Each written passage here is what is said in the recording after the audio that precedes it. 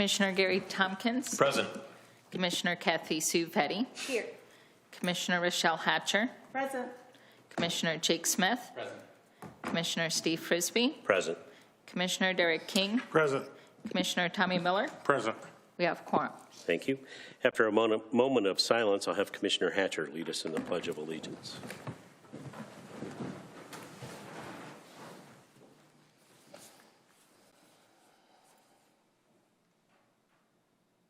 Thank you. I pledge allegiance to the flag of the United States of America and to the republic for which it stands, one nation, under God, indivisible, with liberty and justice for all. Thank you. Can I have a motion to approve the November 4th, 2021 Board of Commissioners regular session agenda as presented? Support. Smith and Hatcher, any discussion? All those in favor say aye. Aye. Anyone opposed? Motion carries. Can I have a motion to approve the minutes of the Board of Commissioners October 21, 2021 apportionment meeting as presented? So moved. Support. Tompkins and Miller. Any discussion? All those in favor say aye. Aye. Anyone opposed? Motion carries. The next item on the agenda is citizens' time. During citizens' time, the board chair shall recognize any person wishing to address the board. A person recognized by the chair shall approach the podium and state his or her name and community of residence. A person may address the board only once on the same matter during each period set aside for citizens' time on the agenda and only on matters that are relevant to county government. The chair shall control the length of each person's shall be a time that each person shall be allowed to speak, which shall not exceed 3 minutes, and shall not allow negative personal comments. Is there anyone who would like to address our commissioners?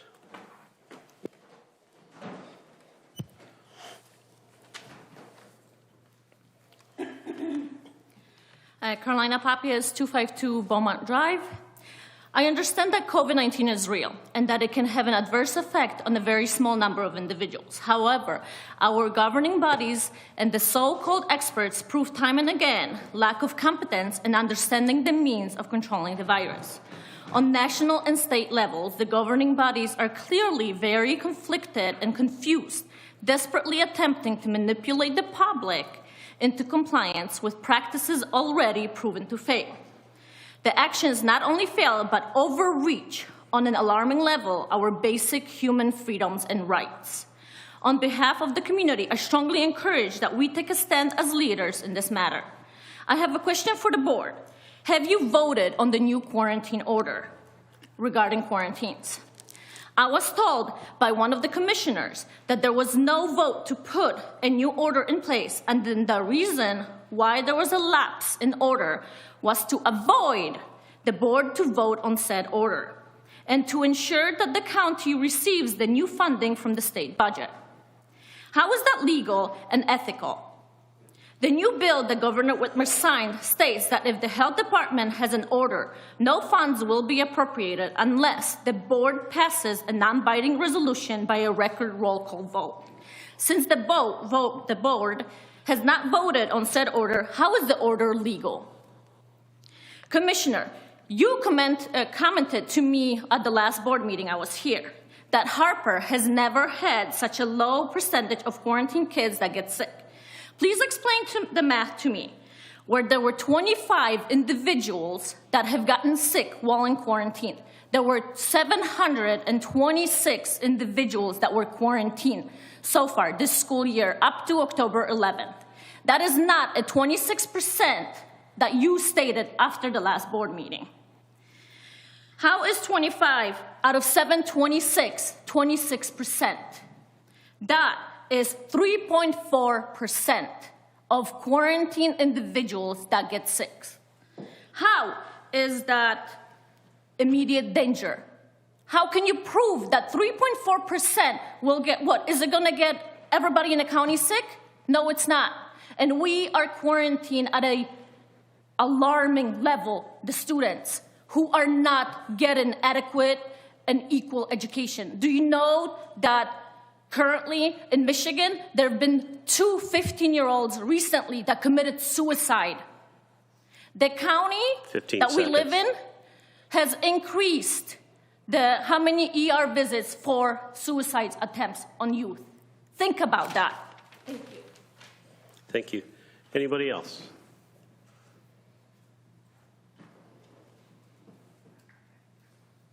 Anybody else?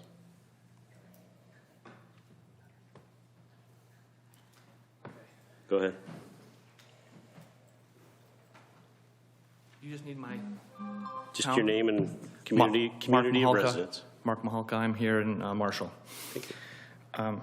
I wish I had a little more time to prepare some stuff. I apologize. I had the same question about why there was no order that was voted on, or if it was, what has that resulted in. I have seen the last, what I thought was an order from the Calhoun County Health Department, giving it some, what I felt to be unbelievable authority to make decisions about quarantining and so forth. Actually, decisions that I don't really understand where this comes from. I still have yet to see any significant data that proves that quarantining has been effective. Unless you're going to quarantine an entire community literally from everybody consistently, you're not going to stop anything. In fact, we did a great job of quarantining last year, and all we did was not get sick with everything else, but everybody still got COVID. So it didn't make any sense. We had, at least in the Marshall Public Schools, to my understanding, overwhelming majority of the time that kids were quarantined, they were never found to be sick. They actually just missed school. We disrupted the whole academic process for these children. There are all kinds of other social aspects that have been affected that has already been mentioned. So I'm asking to understand better where the quarantining component from your point of view may be, because that has not been proven. We've done a really good job of putting kids out of school. We just haven't proven that it's actually going to make anybody healthier.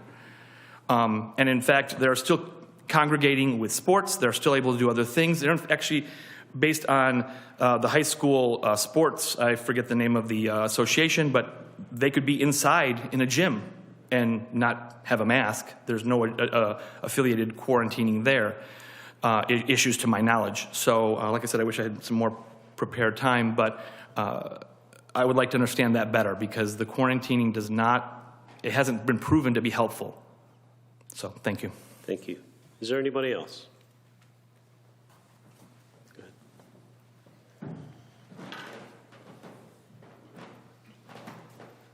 Hi, sorry, I'm short. I wasn't prepared to come here and talk tonight. I just got asked to come. My name's Erica Robinson. I'm mom here in Marshall. I guess I don't really understand the whole quarantining thing, the vote thing, who makes the decisions. I'm here to plead to you guys as a mother of 3 kids in this city right here. Some hard decisions need to be made, and we need to start thinking outside the box. We need to stop locking these kids down.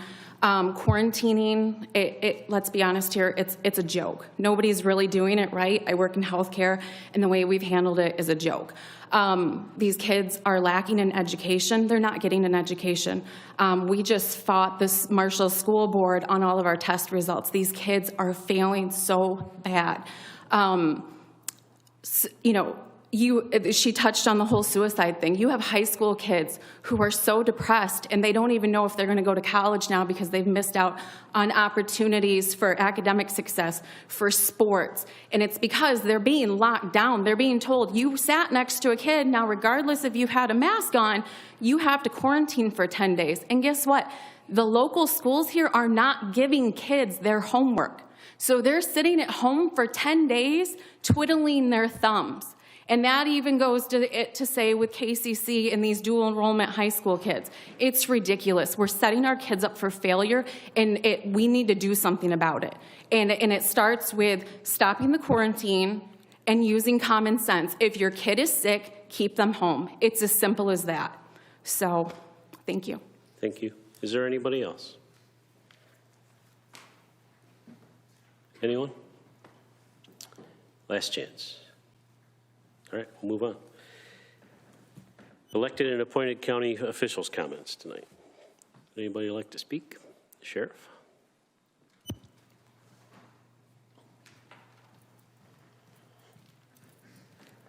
Good evening, everyone. I just wanted to give you a quick update of just a couple of things. I'm pretty proud of the agency. We have been working very closely with the budget. And I know that's going to be presented here down the road, and I'm just proud of how our staff has worked with everyone to, we understand the impact of this year's budget, and we're very proud on how we've worked together. And I will give you, we looked at this from our committee level internally. We looked at this that we needed to make as many drops as a pebble and make those small waves. As many pebbles we could drop, we can make an impact on the budget. Public safety is our utmost concern, but we understand the fiscal responsibility that we have to the citizens, along with all of us, to our county. So I just want to just share one. There are so many things down a list. I want to share one of the ideas, and we've already implemented it, and it may seem simple, but it just shows how serious we are and committed. We actually, as you would, it wouldn't surprise you, we hit many, many deer at night. We drive between 100 and 200 miles a night. And so we realized that when you looked at the side of the patrol car, the quarter panel in the front is the most likely area to be damaged. So we started not striping that quarter panel, because when we hit the deer, it costs money to put the striping back on. And is it necessary, but does it drop a small pebble in the pond to make an impact on our budget? And so that's how serious that we were in looking for ideas and solutions to implement this. So I just want to say I'm very proud of the sheriff's staff, and I want to be proud of the county staff working together on the budget side note.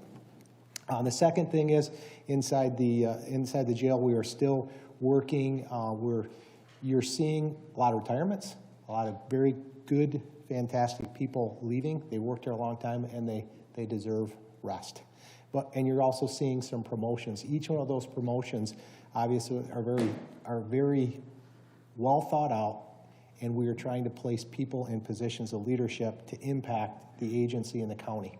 We're looking at mental health inside the facility, getting a leadership team inside there to be the forefront and drive that mental health component inside the facility.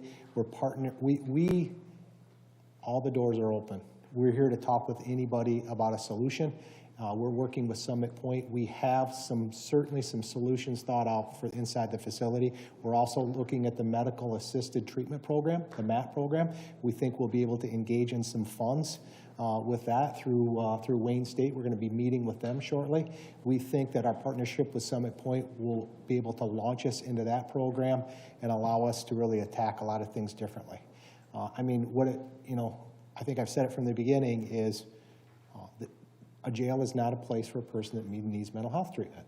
We're not there for that. We need to protect public safety. We need to keep our public safe, but we certainly shouldn't be in that position, and we should engage our outside community to help us, and I think that is going to work.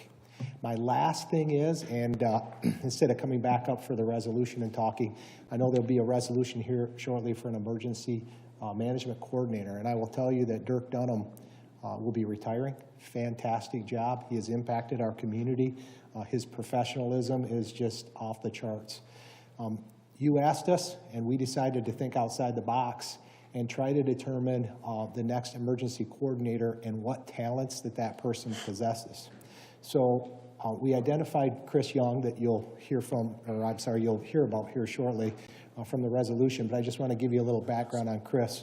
So Chris has been with the 5th District on the board looking at the terrorism and homeland security side with Dirk.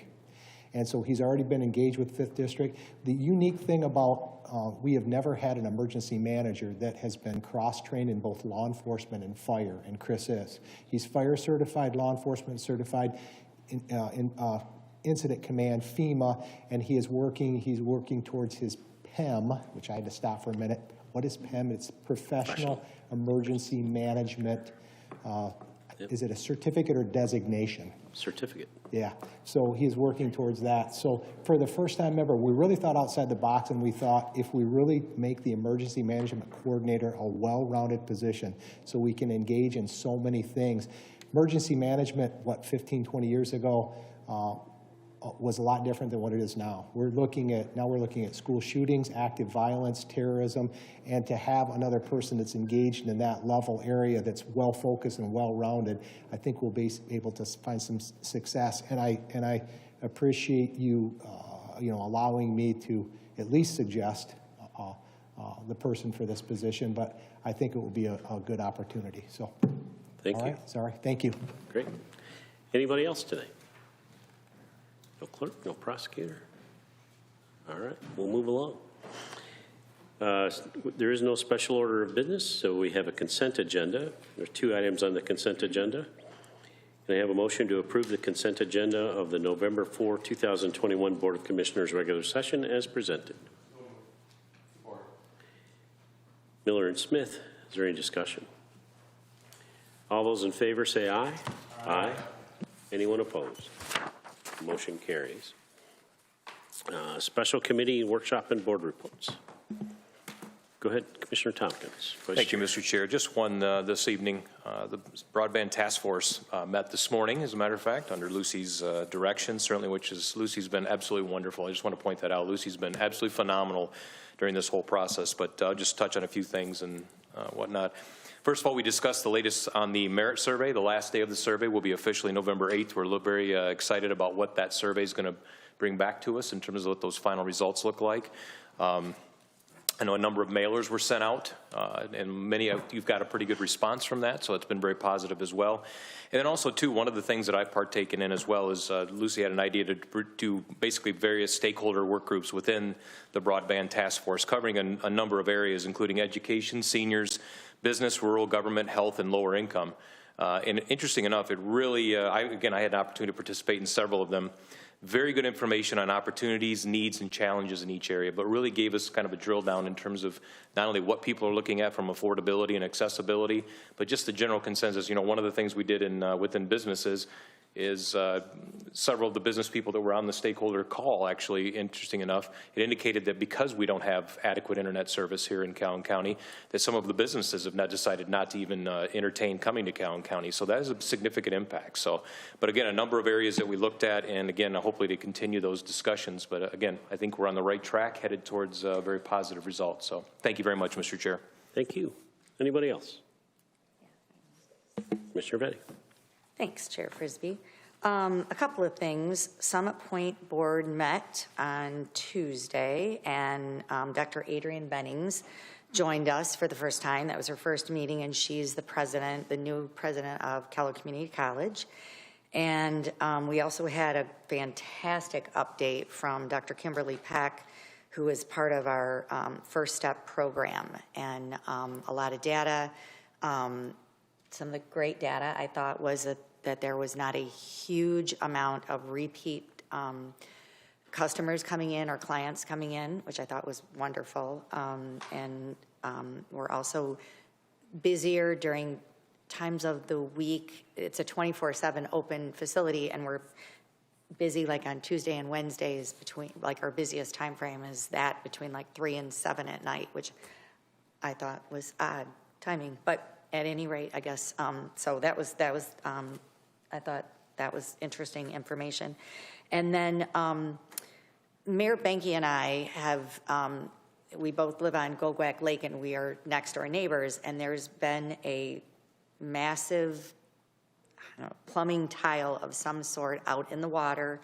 And for whatever reason, this last summer, it seemed like a lot of boats hit it and had a lot of broken props. So anyways, we worked together with the city and the DNR, and it got pulled out this last week.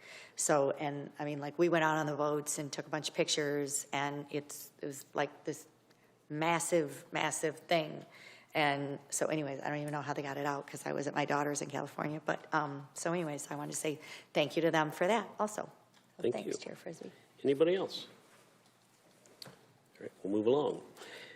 There is no unfinished business. I'll go to new business and the County Administrator's report, and I'll turn it over to County Administrator Controller Kelly Scott. Thank you, Mr. Chair. First, I am happy to report that with the addition of our one more communication staff, we are essentially doubling the reports that come out to you. So like we have been doing on the nights of the board meeting, we'll send out an email report. It is changing names. It's going to be called the Board of Commissioners Report now. So you'll still get highlights from the board meetings. I'll include a message and whatever I want to highlight in there. And then on the off weeks, we'll send a new item called the Calhoun News. And so the communication staff will provide less narrative and just a lot more quick links to events and other county business that hopefully will be helpful to you. So we're starting that rework of that tonight, and I just want to mention two things that are in the report. First is that November is Native American Heritage Month. So this month we want to remind you all to acknowledge the important contributions and rich history of the cultures of Native people across the United States, but especially we're fortunate to have such a great relationship and partnership with the Nottawasepi Huron Band of the Potawatomi, active partner and friend of county government, and of course the resources from their net win from the casino provides more than $5 million every year to our local government. So just want to appreciate them this whole month. And then next Thursday, November 11, is Veterans Day. So county offices will be closed that day, but we want to take the time to thank our veterans, both within our county government and in the community. And then I want to just mention one more item that is not in the report, kind of breaking news from today, which is the federal government through OSHA did finally publish their new rule for larger employers with more than 100 employees, which does include Calhoun County, that will require us to implement either a vaccine mandate for our employees or a requirement that those who are not vaccinated provide every week a negative COVID-19 test result in order to report to the office. So we're waiting for MyOSHA, the state agency, to adopt either the same rule or similar, but we essentially, and all other employers that this covers, with more than 100 employees, have until January 4 to put those policies in place. So that came out at the same time. The CMS, through the Department of Health and Human Services, also put out a similar vaccine mandate for all healthcare providers that accept Medicare, Medicaid funds. So that also has the same deadline to implement. And then finally, the president issued an executive order a couple months ago that has the same deadline of January 4 for any employers that have federal contracts. So for us, that involves our federal contract with Immigrations and Customs Enforcement with the jail. And so we're working with our legal counsel to sort all of this out and figure out, what the county is going to be required to do. There are also requirements that we actually get proof from all of our employees of their vaccine status, which we have not done to date, and stricter rules on requiring masks. If we do choose to implement the testing option for unvaccinated, we will have to strictly require mask wearing for all unvaccinated guests and employees. So that was, we expected that to come, but it finally was issued today, and so we're going to have to work on making sure we're compliant with the latest requirements. So that is my report for tonight, and we'll move on to new business. Tonight we have 8 items under new business. The first couple are bid awards from the road department. 12B1 is a bid award for roadside mowing. So this is a regular bid that we've been doing. The road department, this is a joint bid between Calhoun and Jackson counties, and jointly we're responsible for close to 5,000 lane miles. We require the roadside mowing and litter pickup twice a year. The contract totals just over $500,000 for 3 years just for Calhoun County, which is about $177,000 per year. So Brad Wilcox oversaw this competitive purchasing process, again jointly with Jackson County, and chose a new bidder called Wolf Creek Landscape Services. They're from the Grand Rapids area. They had excellent references and serve several counties, including Kent, Allegan, Newaygo, and Ottawa. It is about a 20% increase from what we paid this year, increased to $72 per mile. But again, they were the lowest and most qualified bidder, and You recommend your approval, and Brad will be happy to answer any more questions. Sorry. Let's get a motion on the floor. Can I have a motion to approve the bid award roadside mowing RFP number 127-21 to Wolf Creek Landscape Services LLC as presented? So moved, Vetty. Miller? Support Miller. Vetty and Miller. Any discussion? I got something. Go ahead, Commissioner. I just Miller. wanted to say that I'm not going to support this just because I think, you know, over the last 10 years, we've really lacked on widening out our roads. When you go between Albion and Marshall on Michigan Avenue, there used to be an 8-foot shoulder, used to mow another 15-foot back, and now we got brush pretty much coming out into the road. These contractors are cheap, there's no doubt about it. We've got the equipment to mow this brush back, so I'm not going to support this. Thanks. Commissioner King. Isn't Michigan Avenue a state road? Only from 26 Mile Road to Albion. So this is in a section that isn't state road? Yes. Any other questions or comments? Commissioner Smith. Thank you, Mr. Chair. So this is a new contractor. Who's doing the work now? Jablonski and Sons out of Grand Rapids area, Wayland. So this isn't something that's being done by the road department currently? Pardon me? Sorry, Brad. This isn't something that's being done by the road department currently? No, it's been done with contractors since 2014 when I came on board. Thank you.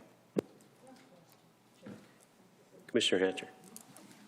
Brent, just a question. When we do the bidding process, you know, when does that take place and how do we reach out? Because you were saying that this was one of the lower bids or not. How do we reach out to get these bids? So the county has a platform that is an online, it's associated with our website. So vendors can go through our website and then enter themselves and register under certain codes that allow them to be considered whenever a bid under that category or service comes up. So it's a self-registration and maintenance program. We do a recruitment process for every bid, so we go back through our data because we just changed to this platform about a year ago. So we go to our old database and we email all the vendors that are on that list and make sure they're aware that if they haven't already converted over to our new site, they have to do that. Okay, thank you. Brad, I had a question about rotary mowing or rotary brush not included. Yeah, that's done by the road department. That equipment isn't available to either of the contractors. Okay, thank you. And that's the brush issue that was mentioned by Commissioner Miller. Yep. Any other questions? All right. The vote is open. Please vote.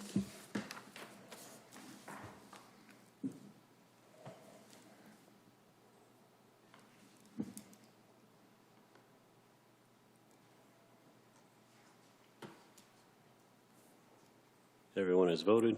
Motion carries 6-1. Thank you.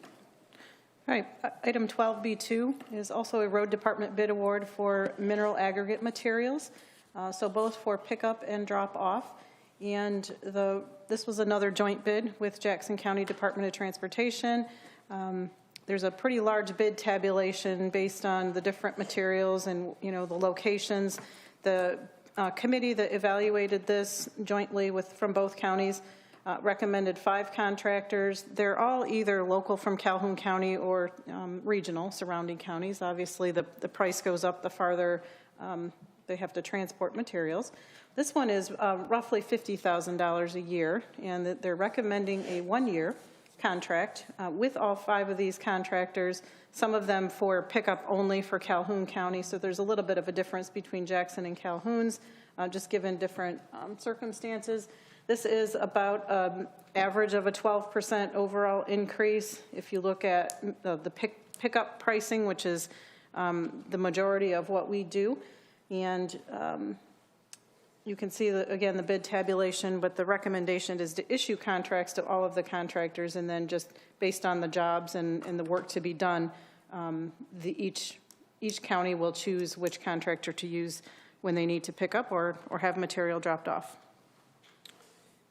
Can I have a motion to approve the award of a 1-year contracts with Carr Brothers and Sons Incorporated, Stonico of Michigan, Lester Brothers Excavation, K&J Trucking LLC and Trojan Sand and Gravel to provide mineral aggregate material to the Calhoun County Road Department and Jackson County Department of Transportation for the 2021 and 2022 construction seasons based on their bid response to RFB number 131J-21 as presented. So moved. Support. Tompkins and Miller. Any discussion? The vote is open. Please vote.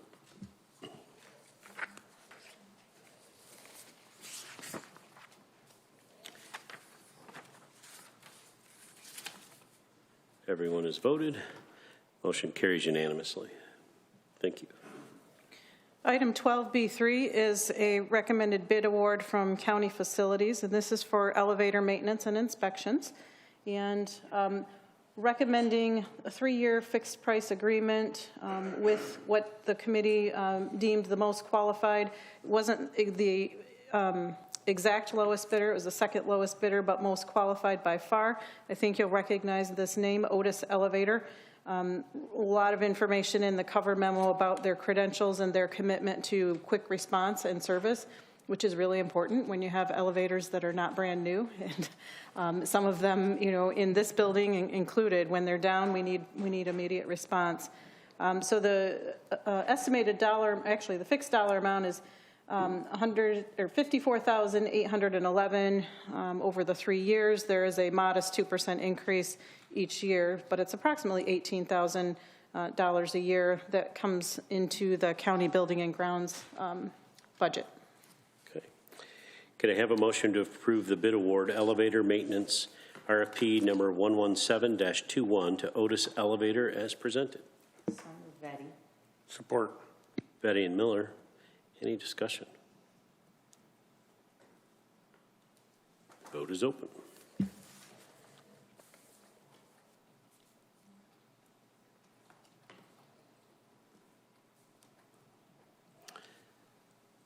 Motion carries unanimously. Thank you. All right, moving on to some more larger and exciting projects that we don't see every year. 12B4 is a recommendation for you to approve the agreement and statement of work with Tyler Technologies. And this is to provide an upgraded and new, we call it Enterprise Resource Planning or ERP system. It's essentially the general ledger, payroll, HR, and reporting system, software system. The last time we did this was in 2011, so software does have a life cycle, and we're at that point. A couple of years ago, you authorized a contract with Plant Moran to serve as consultant to help us actually write the RFP, the whole specs, the technical specs, and they will continue to guide us through. They helped us through the negotiation of this agreement along with our corporation counsel, and they will help us with the implementation. Tyler Technologies is actually the company that delivers the product that we use now, but their proposal was for a newer software called Munis, and it's bigger and better, and the most important thing I think I want to highlight is that will allow us to integrate the road department software with the county's financial software. So payroll on the same system, general ledger on the same system. We'll save staff time, we'll save duplicate entry, reporting, and just create a lot of efficiencies that we haven't had since we integrated with the road department after the dissolution of the road commission. I also want to acknowledge Sarah Grimm from IT. She is in the audience tonight. Hi, Sarah. Thank you for coming. And she's kind of our subject matter expert in our IT department. She's recently been working on the implementation of the OnBase document imaging software. That's kind of been a big focus over the last several years. Hopefully that's at a point where she can give us a lot of focus on helping with this implementation. She actually worked for, it wasn't called Tyler Technologies, but the New World Systems when we implemented in 2011. I think we stole her from the vendor, so she's very familiar with them and with the product, and we really look forward to this. The cost of the new system includes about a $260,000 one-time cost for services and implementation. I'm sorry, $560,000, and then there is an ongoing subscription cost annually of about $240,000 a year. So this will be a hosted system in the cloud, basically, and not hosted on site. We have budgeted this in our CIP budget, and then we will be requesting a couple $100,000 in the next appropriation of ARPA funds, just to make sure that we can cover in cash that first down payment, and then we'll be building into the IT budget the ongoing costs. So pretty exciting. We're planning to implement starting after the first of the year. And I know our staff are excited, but a little bit nervous. It's always a big job on top of regular duties to implement a new software. So I want to invite Sarah to come up and say anything you would like to add that I missed, and or answer any questions the commissioners might have. Thank you, Kelly. I just want to reiterate, with this search, our #1 goal was to integrate the road department into the county finances. I know with HR management and payroll was really a big sticking point, and that it's very hard to maintain things on 2 separate systems. And with the vendors that did respond and that we saw demos for, I think both vendors did a great job and could have accomplished the goals that we wanted. And ultimately, we decided as a committee, and it was unanimous, that Tyler was the way to go. Thank you. Can I have a motion to approve bid award RFP number 103-21, the SaaS agreement and statement of work with Tyler Technologies Incorporated to provide enterprise resource planning and human capital management software implementation services as presented? Support. Smith and Vetty. Any discussion? Commissioner Smith. Just have one comment, Mr. Chair. I know the work this touches has come up for years on the IT Executive Committee in one way or another, and it's not the most exciting thing in the world, but it's critical to running an effective operation. So I'm glad we're getting it done. Thank you. Thanks. Any other comments or questions? All right. The vote is open.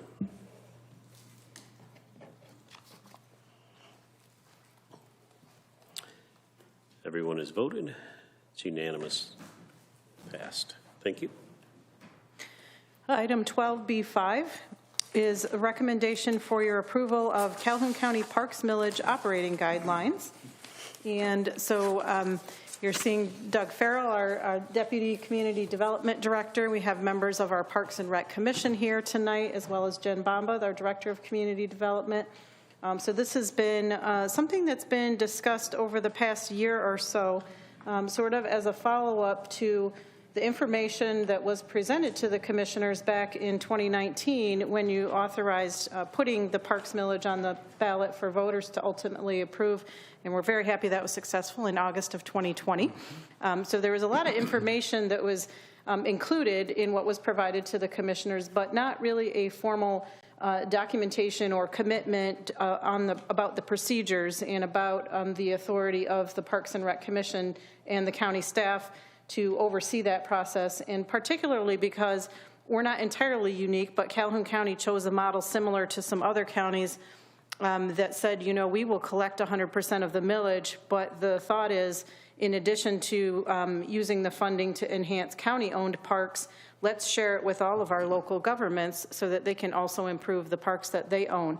And so that sort of pass-through allocation took a lot of work, a lot of discussion on, the process to put that in place, to assure accountability, but not overreach to other municipal budgets.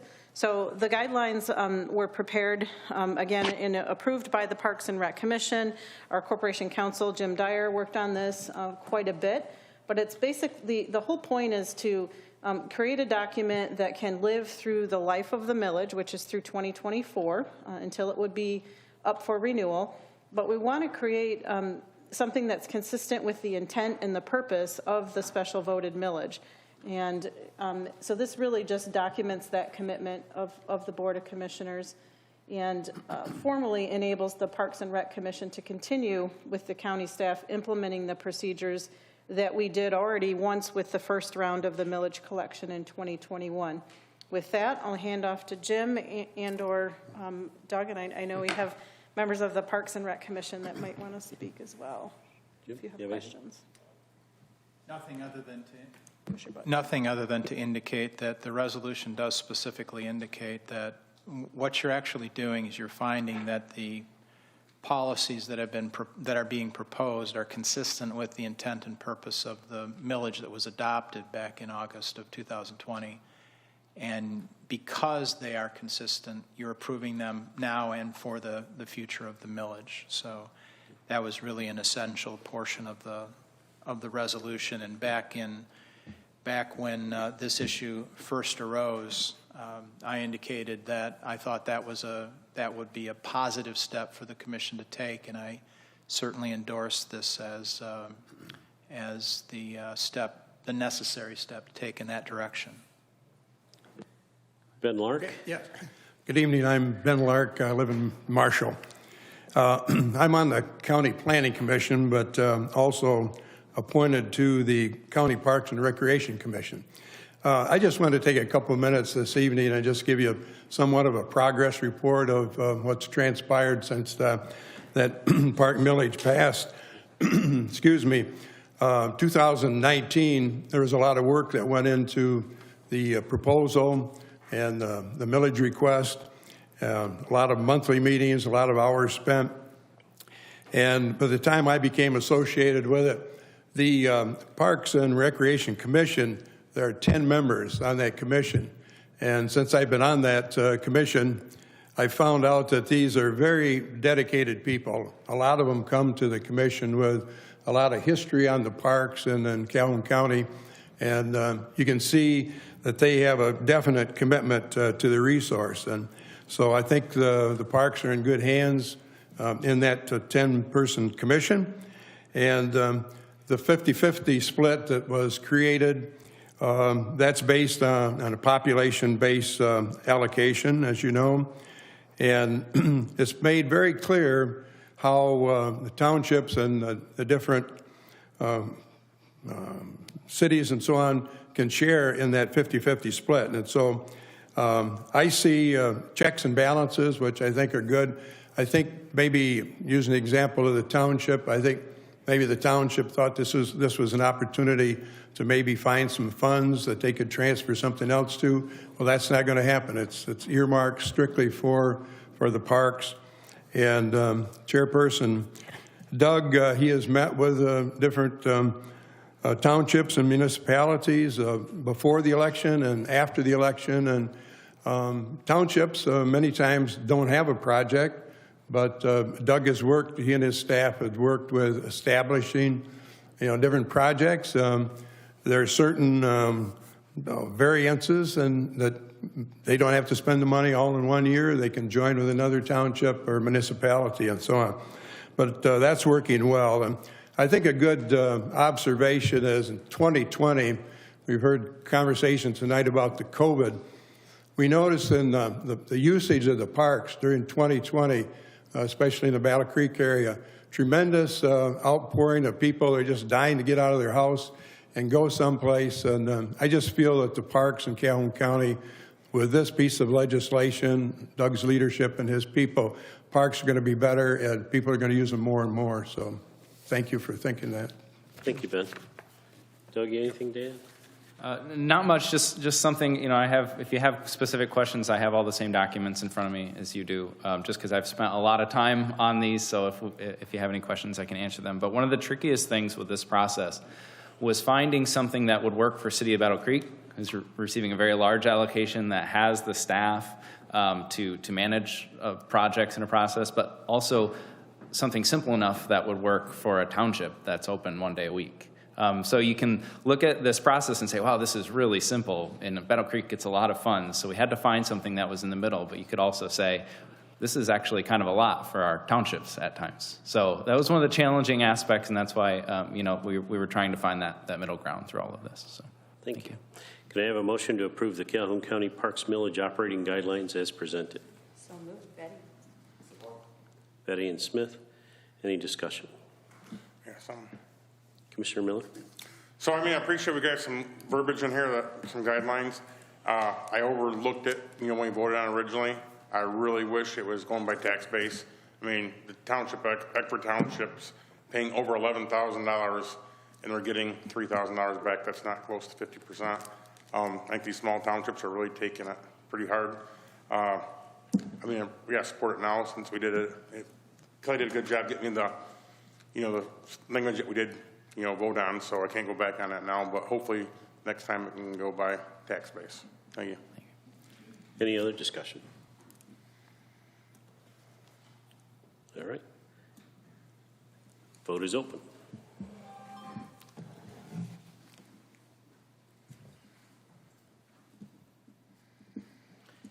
Everyone's voted. The vote is unanimous. Thank you. Thank you. Motion carries. Thank you. Item 12B6 is an emergency management resolution and the designation of emergency services coordinator.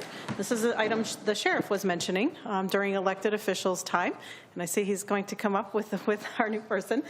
So again, I just want to echo the comments. Dirk Dunham has been here since before I came to the county and is very passionate about emergency management and about the community, and has made the difficult decision to retire. He did announce to our department heads today that he has agreed to do some volunteering to continue, and we do appreciate him working with our new emergency services coordinator, Lieutenant Christopher Young. So the Emergency Management Act, like most things that counties do, is set forth by statute and requires the county to have a resolution in place and to designate the emergency services coordinator. We do get some funding through state grant to reimburse for some of the salaries and fringes of our emergency services coordinator. They are required to do a lot of reporting, a lot of professional development, and to document the activities that comply with the duties that are required within the Act. So Jim Dyer did a lot of research for us and talked with our district about, the resolution. The last one that we did was many, many years ago, and so this will have on the record the appropriate resolution and put us in compliance with state law. And more importantly, we always take change as an opportunity for a fresh start, and we have big shoes to fill, but we're looking always for bigger and better. So welcome, and I don't know if you want to introduce yourself to the commissioners. I think most of the commissioners know me. I've had the opportunity to work with most of them over the years and even go to some classes with a couple of them. I don't want to lie. I'm as old as you. Can I have a motion to approve the emergency management resolution as presented and upon the recommendation of the sheriff appoints Lieutenant Christopher Young as the emergency services coordinator as presented? So moved. Support. Tompkins and King. Any discussion? Go ahead. The vote is open.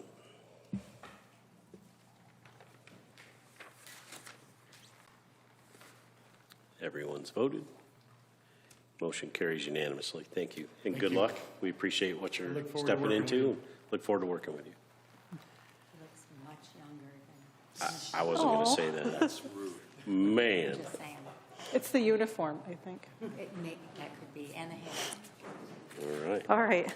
Item 12B7 is the request for your approval of a legal retainer for Michael J. Watsa and also the ProTech membership for Broadband Consulting Services. So Commissioner Tompkins reported that we did have a broadband task force meeting this morning.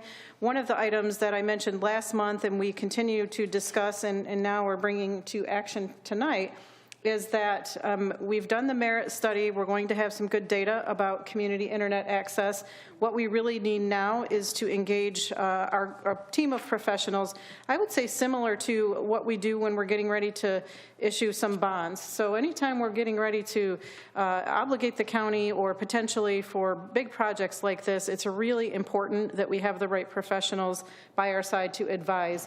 And the person that we're recommending, Mike Watsa, comes from a law firm, but also personally, he specializes in legal and regulatory issues that relate to not just broadband, but all kinds of telecommunications, pipeline, all of that. He's been doing this for many, many years. He also was just recently engaged by Washtenaw Township to lead them through their broadband, countywide broadband initiative.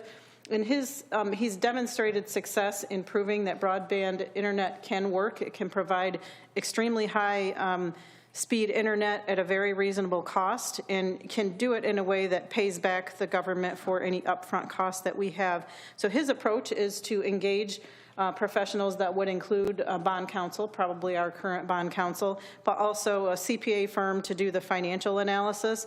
So instead of piecing together the consultants, which we started to do by engaging Aspen Wireless Network, we really took a step back and said, let's kind of get the whole professional team in place. They will identify a different firm to do the feasibility study, and we will circle back with Aspen at the end because Aspen is very familiar with our community. They did get us started with compliance with the Metro Act. They did build out the Marshall network, and also they're working with Branch County. So we're not discarding the work of Aspen, but we think the right place for them to be would be to potentially bid on the build out or a private-public partnership where they at least provide some of that technology at the end. So I'm very excited to start working with Mr. Watsa. The ProTech is an alliance, it's a membership alliance of about 100 municipalities that essentially looks out for the right-of-way issues that happen during a broadband project. And you know, a big purpose of the Metro Act itself was really to do that, to define and make sure that there are requirements and fees and things that need to happen when you're working, anytime you're putting infrastructure in the right of way. So again, this is pursuant to Policy 232 for Corporation Counsel. So worked with Jim to formally recommend the retainer for outside counsel, just like he would for any other large lawsuit or any other time we need to retain additional legal counsel beyond the expertise that he has. There's an hourly fee within the retainer. Joining ProTech at a nominal fee as a member allowed him to reduce his hourly fee. We do estimate this could cost up to $100,000 for all of this consulting work. And as such, you'll see next time when we bring our next phase of ARPA, American Rescue Plan Act appropriations, that we will want to increase the amount dedicated. And of course, broadband is one of the major allowable uses for the ARPA funds, and we really want to keep this project moving forward. So I'm excited and happy to recommend this approval of the retainer. Any questions about the legal part, for sure Jim can answer, and we'll take it from there. Can I have a motion to approve the retainer agreement with Michael J. Watsa and Protect membership for broadband consulting services as presented? Support. Smith and Vetty. Any discussion? Please vote.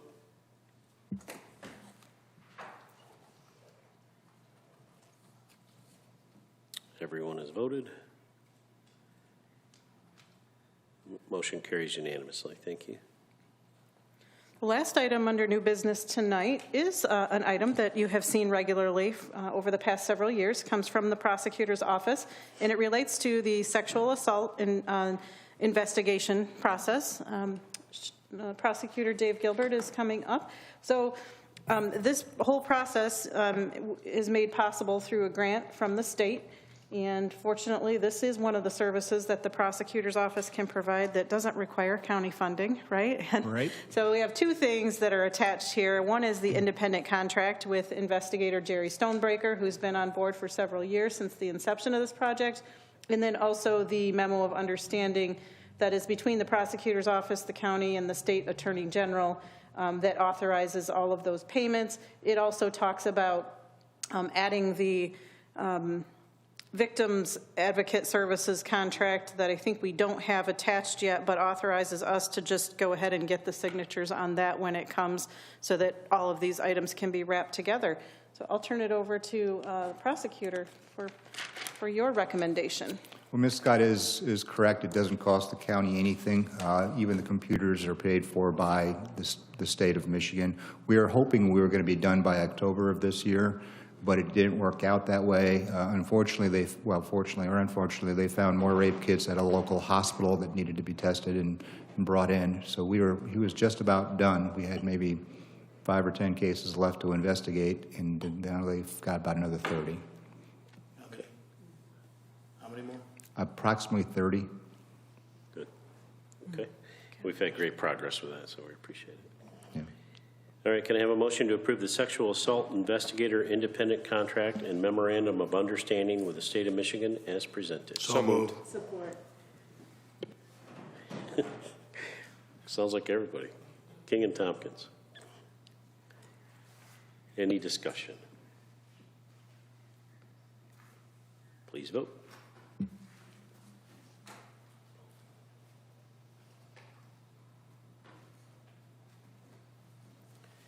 Everyone has voted. And the motion carries unanimously. Thank you. All right. Next item, thank you, Kelly, is citizens' time. Same rules apply as during the first citizens' time. Please limit your time to 3 minutes and no negative personal comments. Is there anybody who would like to address our commissioners? Anyone? Anyone? All right, we'll move on. Next is commissioners' time. Any commissioners have comments tonight? Commissioner Tompkins. Thank you, Mr. Chair. Just want to take a few seconds this evening to recognize our colleague, Commissioner Betty, who will be celebrating her birthday November 9th. 29th. Very happy birthday to you, coming. I think she's older. How old is she? Yeah, I'm not, you never say that to a lady. No, we just, there you go. Absolutely, we don't do that. It's going to be like the last Exactly. And we would go without, I'd be remiss if not saying also, too, very happy birthday to our prosecutor, David Gilbert, who will be celebrating his birthday November 12th. Happy birthday, Dave. So there you go. Dave, you don't look like a day past, there you go. Absolutely. Thank you, Mr. Chair. Commissioner Miller. I just want to say I feel for everybody. I'm completely 100% against vaccine mandates. I'm 100% against mask mandates. I wish this thing would go away. I really do. People need to realize that our hands are tied to an extent. Our government is very big, and that's what they want. Large government, they have you over a barrel. And I really hope as a county we can not make the vaccine mandate to do whatever you can. It's somebody's choice. I don't want to tell anybody that they have to put a jab in their skin, ever. Thank you. Anybody else? Commissioner King. Thank you. I agree with you, Tommy. And it's important to note that a lot of times commissioners don't address the comments that come at board meetings because it's not question answer time. That's normally done afterwards. But I feel it necessary to speak tonight because of when Carolina spoke, she had so much information that was inaccurate. So, number one, we don't make the mask orders. We don't make the vaccine orders. We don't do the quarantine orders. The health department does that. It's an independent body. It needs to be independent. It shouldn't be swayed by the County Board of Commissioners. And in turn, we didn't vote on the quarantine order. We didn't vote on it because it wasn't in place on the date that the state law said it needed to be voted on. So, for whatever reason that is, we didn't vote on it. The health department independently put that on like they should because that's their role. To address the comments about quarantines, specifically at Harbor Creek, which she's mentioning, you're talking about a 700-person number. You're taking the quarantines from an overwhelming amount of time. When we spoke about a 1.4 or 1.9% positivity rate from quarantines, that was last year. That's not this year. This year's totally different. In fact, I'll give you a quick story. 10 kids on my son's basketball team got quarantined. 2 immediately got out of quarantine because they're vaccinated. So that leaves 8. Of the 8, 3 were positive. 1 opted on the 7th day to get tested and was positive. That makes 4 of the 8. I'm not a math major. That's 50%. So you can say these numbers, but you're dividing it over a 20-month period. We need to look at what's now. What's now is there's a lot of different things, like strains, mask versus no mask. Call it what you want. I don't know if masks work. I'm not a scientist. I do me, and I expect other people to do them. But I can tell you we're seeing 20, 30% positivity out of quarantines. And I can also tell you that we love our jobs here. But what we don't like about our jobs is when people take our words out of context or misquote. So I would suggest that if you have the time to talk to your commissioner, at least know what you're quoting and don't take our words out of context. I can promise you, we don't get paid enough to put up with that. This is election time. This is, you can do you then.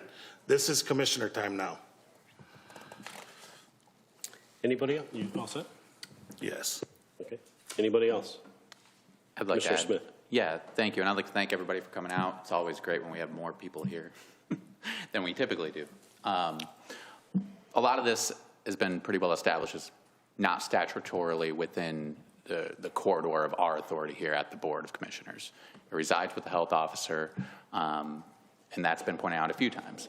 One of the questions I have specifically concerning us as an employer, however, is have we figured out where we are, specifically in regard to vaccine mandates and our labor agreements with our bargaining units? Are those conversations happening, or does it remain to be seen where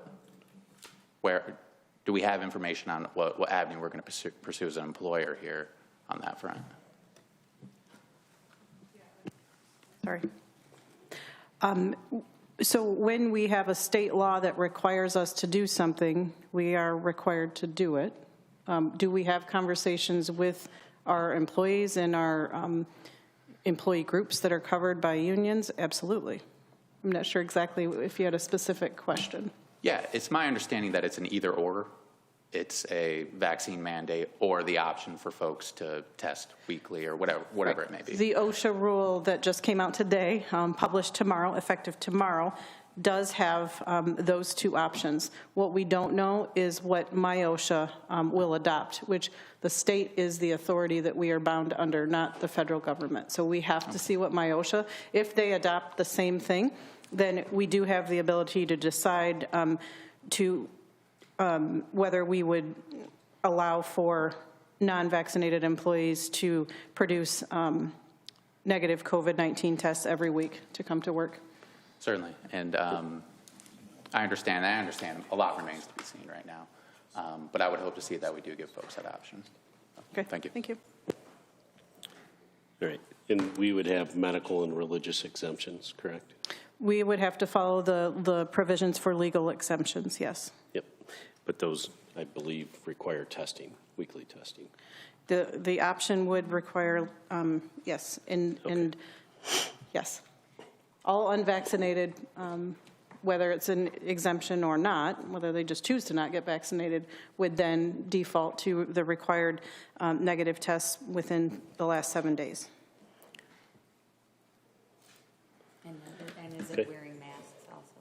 And wearing masks, unvaccinated employees would be required to wear masks also. Yep.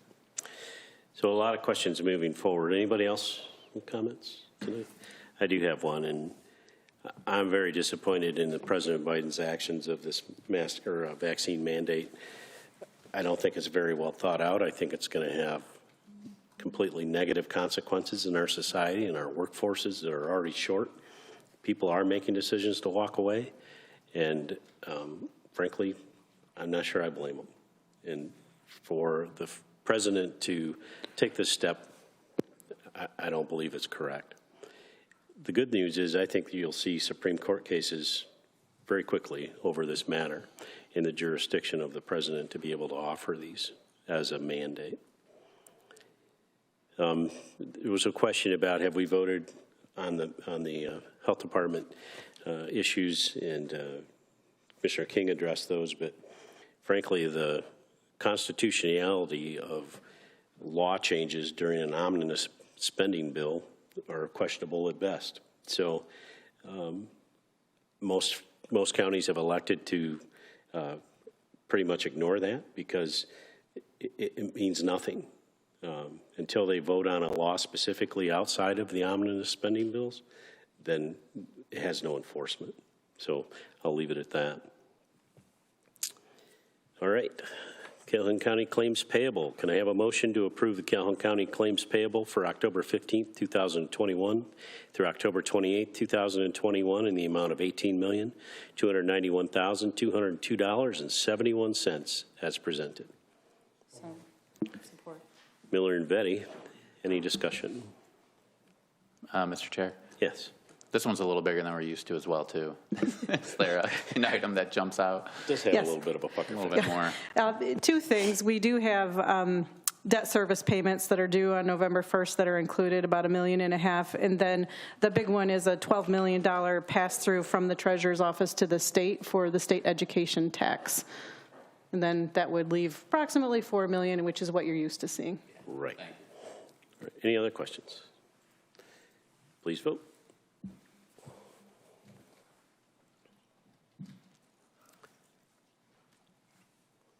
Everyone has voted. Motion passes unanimously. Thank you. All right, any announcements? 7th District is online. Absolutely.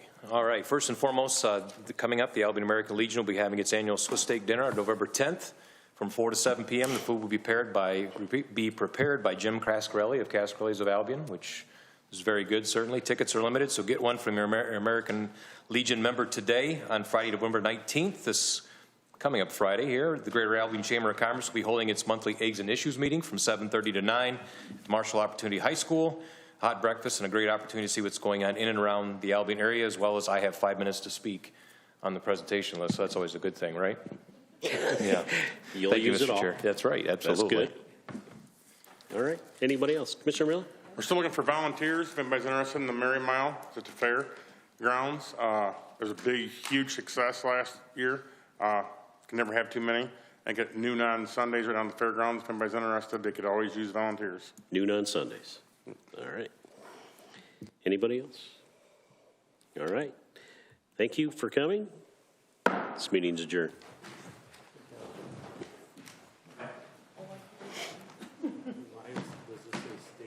State Trump.